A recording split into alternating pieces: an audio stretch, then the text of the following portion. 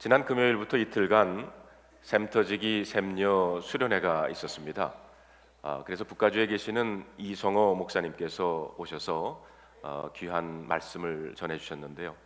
이 목사님께서 그 성경의 그 룻기를 가지고 섬기는 리더십에 대해서 말씀을 해주셨습니다. 여러분, 그 룻기는 사사시대에 일어났던 일인데요.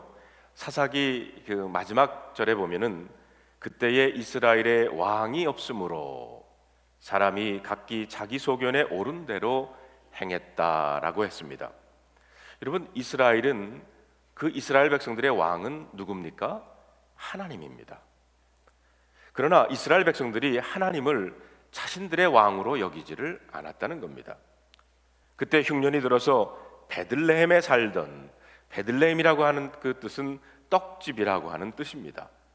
그래서 그 떡집, 곡식이 많이 나는 베들레헴에도 먹을 것이 없어서 엘리멜렉과 나오미 부부가 두 아들을 데리고 모압 땅으로 이민을 갑니다. 그런데 이방 땅에서 남편이 죽고 그곳 이방 여인들과 결혼한 두 아들마저도 죽습니다.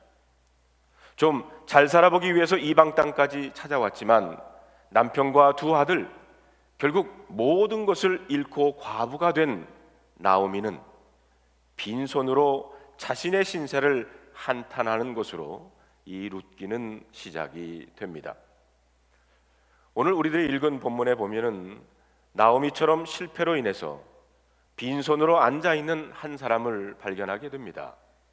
그가 바로 베드로입니다.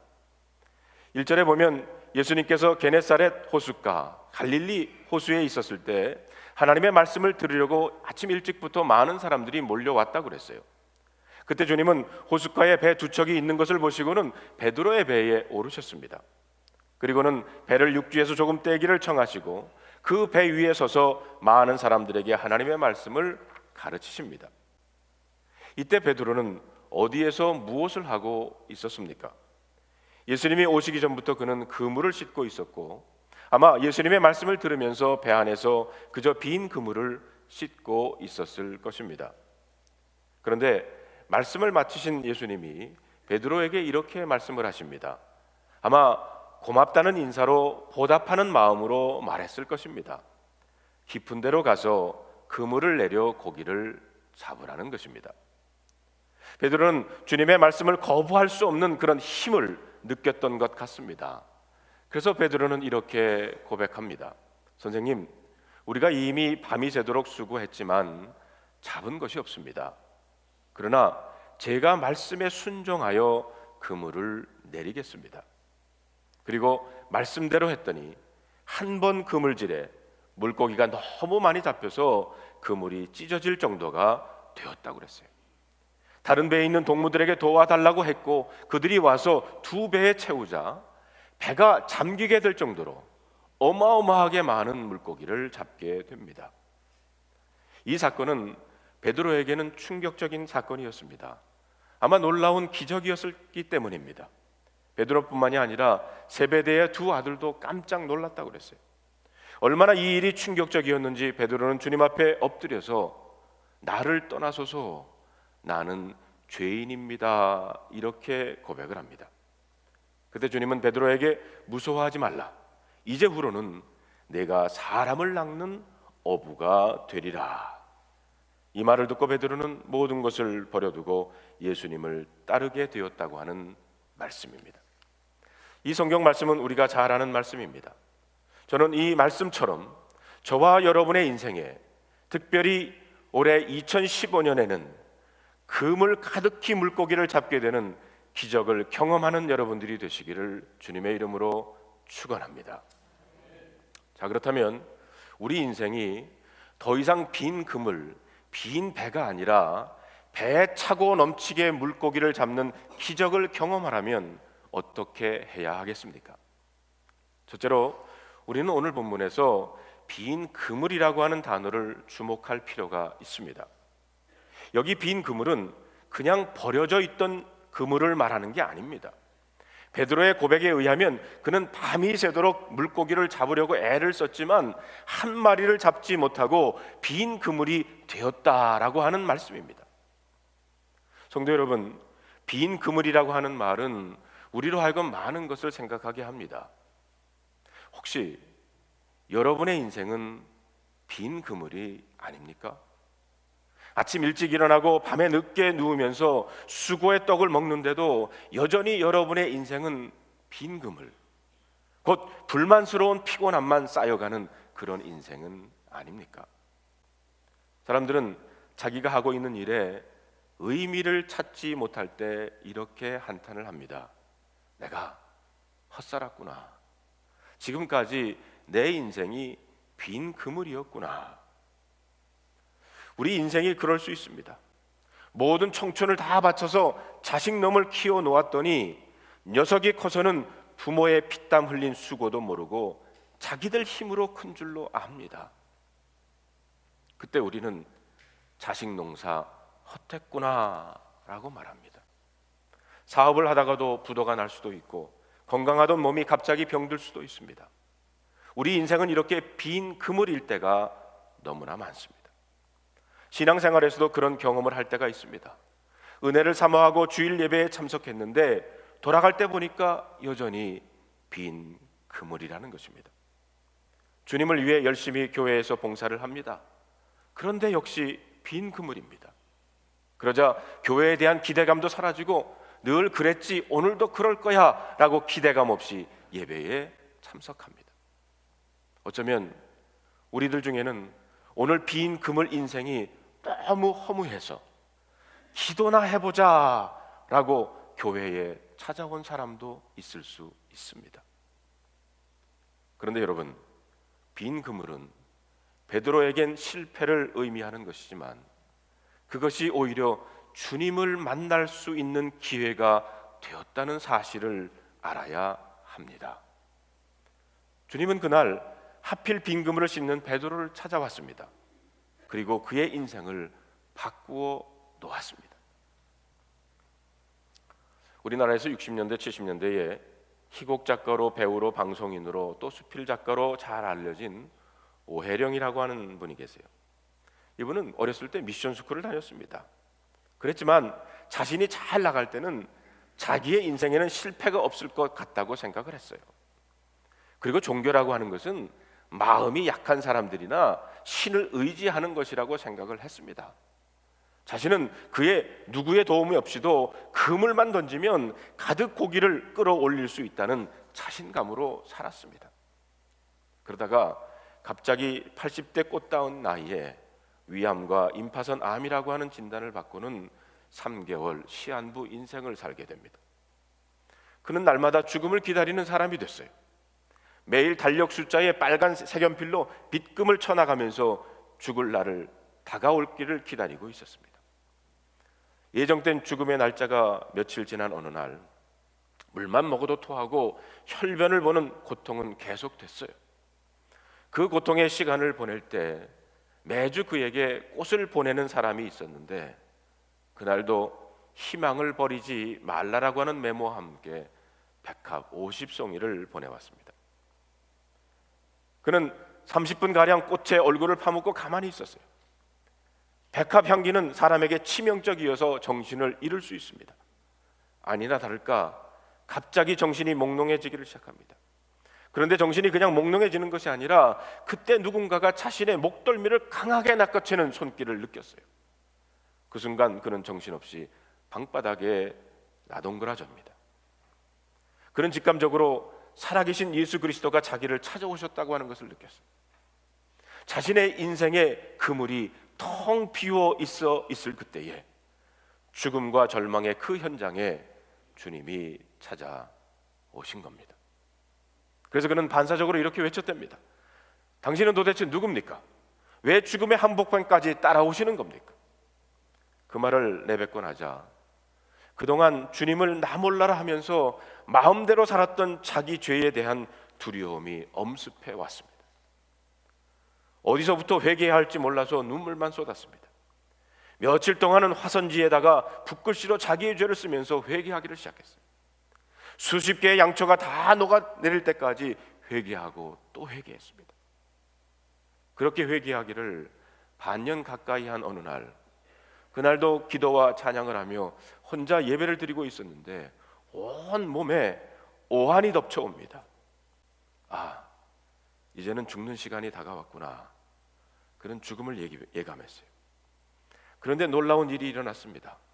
너무 추워서 이불을 잡아당기는데 겨드랑이에 잡혔던 임파선 암덩이가 만져지지를 않는 겁니다. 어깨에 나있던 복숭아 씨 같은 혹도 사라졌고 복수로 차 있었던 배도 완전히 꺼졌습니다. 그는 살아계신 주님께서 두 번째로 자기를 찾아오신 것을 알았습니다. 그리고 그때부터 그는 완전히 새로운 인생으로 살기를 시작했어요. 지금은 경기도 어느 자그마한 마을에서 평화의 집을 운영하면서 버림받은 노인들을 돌보고 계십니다. 그가 쓴 시 가운데 이런 구절이 있습니다. 당신 없는 생애의 호수에 그물을 던지고 물고기가 잡히기를 바랐던 지난 날들은 죽은 시간이었습니다. 오 주님, 이제 당신께서 그물을 채워주소서. 그러면 저는 비로소 살 것입니다. 인생의 가장자리에 서 계신 부활의 주님, 당신 없이 한평생 수고해 보아야 우리의 인생은 빈 그물입니다. 그렇습니다.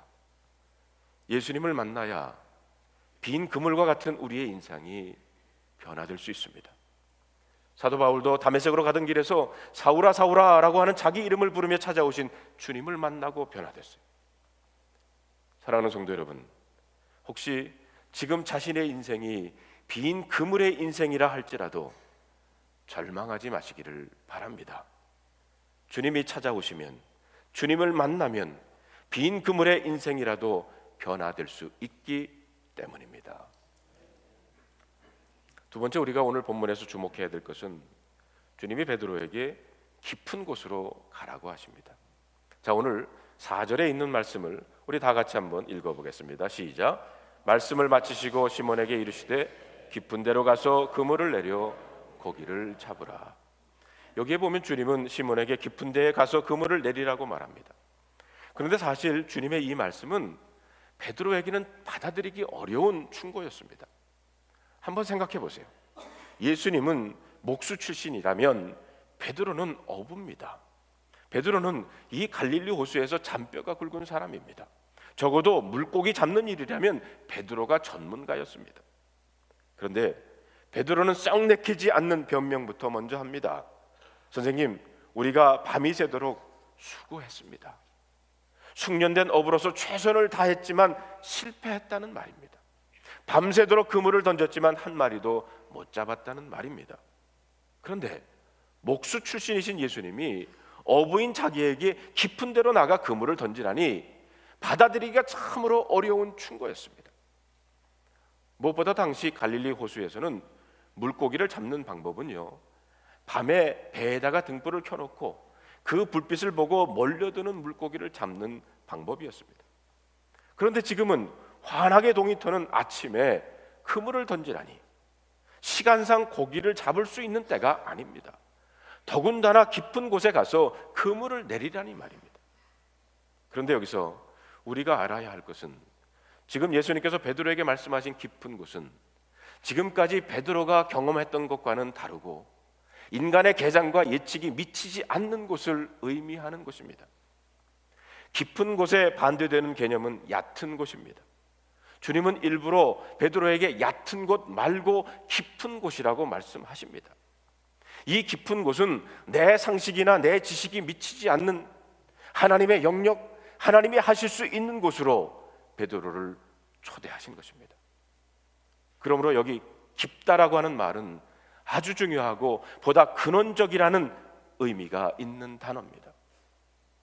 우리의 신앙에도 얕은 믿음이 있는가 하면 깊은 믿음이 있을 수 있습니다. 구약 성경에 보면 깊은 신앙의 깊은 곳이라고 하는 것은 지성소를 말하는 것이고요, 휘장을 넘어야 들어갈 수 있는 하나님의 은혜의 보좌를 말하는 것입니다. 반면에 얕은 믿음이란 성전 뜰만을 밟는 것이라고 할 수가 있습니다. 신약 성경에서는 이 깊은 곳을 성령 충만, 성령의 임재라는 말로 표현을 합니다. 그런데 우리 중에 어떤 분은 늘 얕은 신앙의 자리에 앉아서 은혜의 깊은 곳으로 한 번도 들어가 보지 못한 분도 있을 수 있습니다. 성령의 임재를 경험하거나 하나님의 은혜의 보좌 앞에 나아가서 그분의 음성을 듣는다든지 신비한 하나님의 손길을 경험해 보지 못한 분도 있을 수 있습니다. 혹시 여러분들은 하나님을 깊은 곳에서 만나 보셨습니까?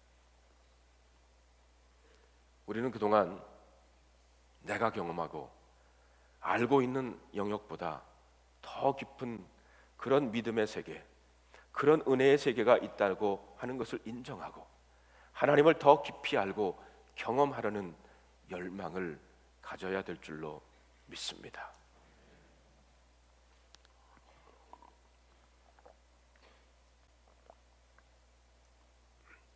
중요한 것은 깊은 데로 가라는 주님의 말씀에 베드로가 순종했다는 겁니다. 베드로는 이렇게 고백합니다.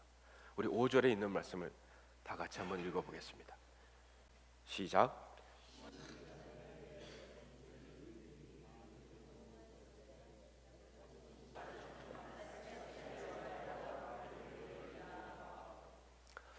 여기에 보면 베드로는 말씀에 의지하여 내가 그물을 내리겠다고 말합니다. 지금까지 자기가 붙잡고 있었던 경험이나 자기의 지식이 아니라 주님의 말씀을 의지하기로 결단을 한 것입니다. 그러므로 여기 말씀에 의지하여라고 하는 말은 너무나 중요한 말입니다. 우리가 주목해야 될 세 번째 중요한 말씀, 말씀에 의지하여. 그렇습니다. 자기 경험을 의지하거나 자기 상식을 의지해서는 얕은 데 밖에는 이를 수가 없습니다. 그리고 그런 얕은 데 머물러서는 그물 가득히 물고기가 잡히는 더 놀라운 은혜를 경험할 수 없다는 것입니다. 적어도 그물 가득히 물고기가 잡히는 경험을 하려면 말씀에 의지해서 깊은 곳으로 가야 합니다. 그렇다면 여러분, 우리가 의지해야 될 말씀, 우리가 순종해야 될 말씀은 무엇입니까? 보통 주님의 말씀을 우리는 세 가지로 구분을 합니다. 첫째는 로고스, 둘째는 레마, 셋째는 로기스모스라고 합니다. 로고스는 진리이신 말씀 자체를 의미합니다. 그리고 레마는 하나님이 자신에게 직접 주시는 말씀, 곧 하나님의 음성, 계시입니다. 그런데 여기서 주목해 볼 것은 로기스모스입니다. 로기스모스는 하나님의 말씀인 로고스는 아닙니다. 그렇다고 레마도 아닙니다. 이 로기스모스는 하나님의 말씀을 체계화한 사람의 생각입니다. 로고스는 레고, 말하다고 하는 동사에서 온 말로 말씀이라고 하는 뜻에 의한다면, 로기스모스는 로기조마이라고 하는 인식하다고 하는 동사에서 온 생각 지혜를 뜻하는 것입니다. 말하자면 하나님의 말씀을 인간들이 이해하도록 체계해 놓고 어떤 신학이나 사상을 말한다고 할 수가 있습니다. 그런데 문제는 대부분의 사람들이 로고스 하나님의 말씀보다 이런 인간들이 체계화한 생각이나 사상을 더 선호한다는 것입니다. 예를 들어서 주님이 깊은 데로 가라고 할 때 그것은 말도 안 됩니다. 지금 이 시간에 깊은 데로 가면 물고기 잡을 수 없습니다 라고 말하는 것이 로기스모스입니다. 이 시간에는 물고기가 안 잡힙니다. 깊은 곳에는 물고기가 없습니다. 인간들의 경험, 인간들의 지식이 바로 로기스모스입니다. 그런데 대부분의 사람들의 마음에는 하나님의 말씀인 로고스보다 이 로기스모스로 가득 차 있다는 겁니다. 자기 생각, 자기 경험을 더 신뢰한다는 겁니다. 더군다나 많은 사람들은 로고스를 또 교묘하게 로기스모스로 전락시키고 있습니다. 신학자들 중에도 로고스가 아니라 로기스모스에 빠진 사람들이 참 많습니다. 이런 분들 중에는 살아있는 하나님의 말씀을 그대로 믿고 따르기보다는 하나님의 말씀 로고스를 인간의 이성에 맞도록 역사적인 비평을 하고 살아계신 하나님의 말씀을 인간들의 작품으로 보는 사람들이 있다는 겁니다. 그래서 초자연적인 기적을 믿지 않고 예수 그리스도의 부활도 부정합니다. 그리고 복음의 50%는 예수님이 실제로 말씀하신 것이 아니라고 주장도 합니다. 말하자면 로기스모스에 빠진 사람들입니다.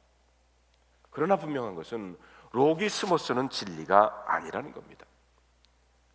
성도 여러분, 로기스모스의 그 인간의 생각을 내려놓아야 합니다. 베드로는 당시 사람들이 가지고 있는 로기스모스, 그리고 자기 경험, 자기 상식을 내려놓고 하나님의 말씀에 의지해서 깊은 데로 가서 그물을 내렸습니다. 그리고 하나님의 기적을 체험한 것입니다. 여러분, 믿음이 좋다는 말은 다른 말이 아닙니다. 하나님의 말씀을 그대로 믿는 겁니다. 환경도 보지 않고 사람들의 말에도 흔들리지 아니하고 하나님의 말씀을 있는 그대로 믿고 순종하는 겁니다. 반대로 믿음이 없다는 말은 무엇입니까? 하나님의 약속의 말씀이 그대로 안 믿는 겁니다. 자꾸 계산하고 자꾸 따지고 자꾸 의심하는 겁니다.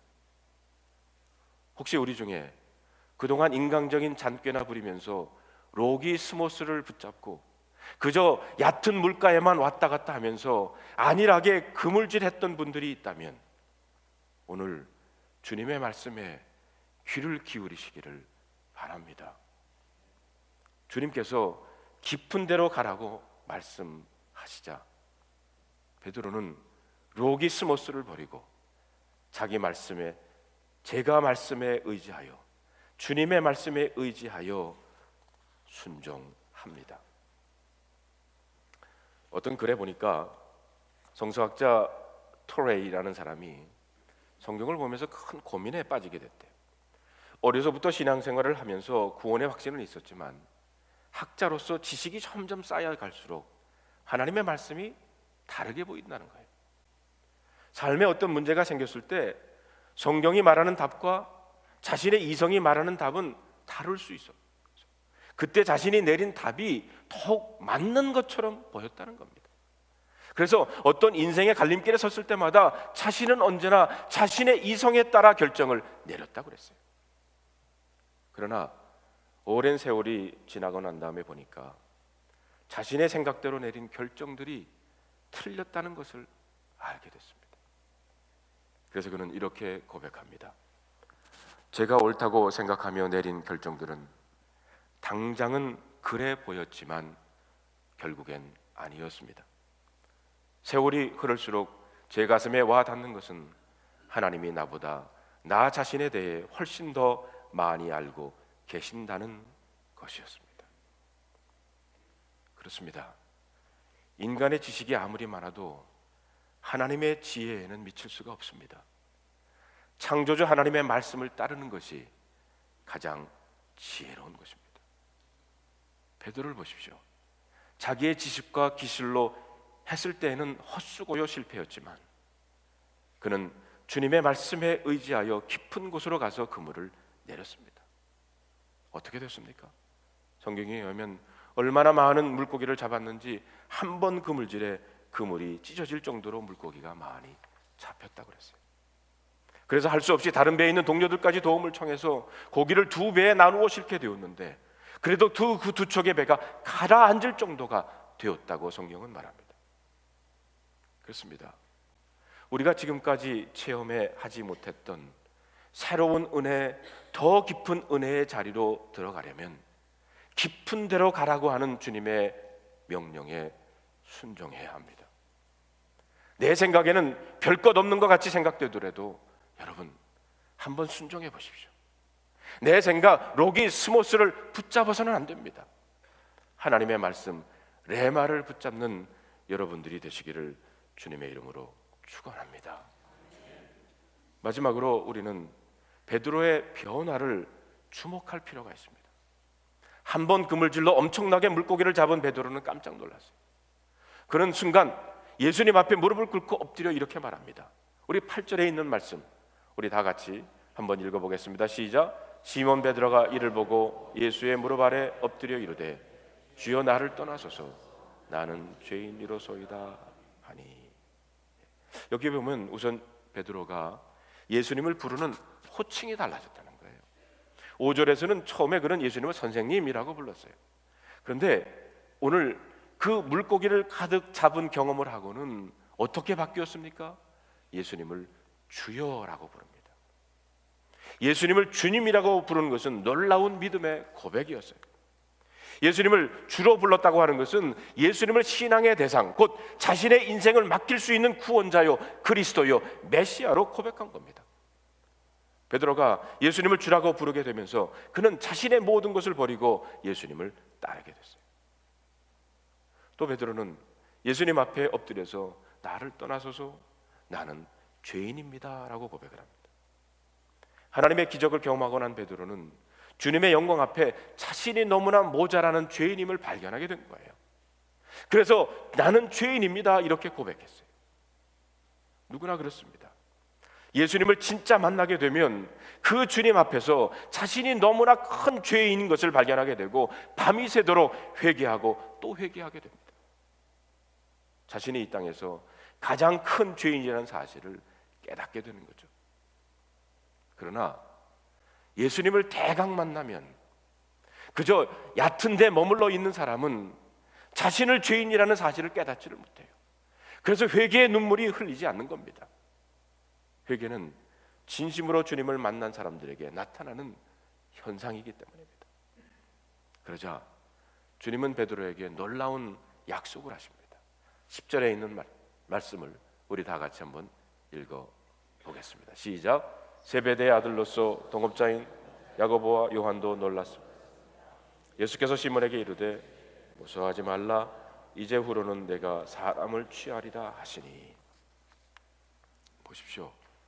주님은 베드로가 더 이상 물고기 잡는 인생이 아니라 사람을 구원하고 사람들을 살리는 인생이 될 것이라고 말씀을 하십니다. 여러분, 주님을 진짜 만나면 그런 인생이 된다는 겁니다. 성도 여러분, 혹시 오늘까지 빈 그물에 인생을 살아오신 분이 있다 그러면 오늘 주님을 만나시기를 사모하기를 바랍니다. 혹시 우리 중에 어떤 분이 로기스모스에 붙잡혀서 늘 얕은 데만 머물러 있었다면 오늘부터 깊은 곳으로 가라고 하는 주님의 말씀을 붙잡고 더 깊은 곳, 더 깊은 은혜를 사모하시는 여러분들이 되시기를 주님의 이름으로 축원합니다. 하나님은 여러분과 저를 사람을 살리는 인생, 사람을 낚는 어부로서 이 땅을 살기를 원하십니다. 아무쪼록 2015년 이 한 해는 빈 그물이 아니라 물고기로 가득한 그물을 경험하고 한 걸음 더 나가서 물고기를 쫓는 인생이 아니라 생명을 살리는, 사람을 낚는 어부 페스카도르의 삶을 살아가는 그런 한 해가 되시기를 주님의 이름으로 축원합니다.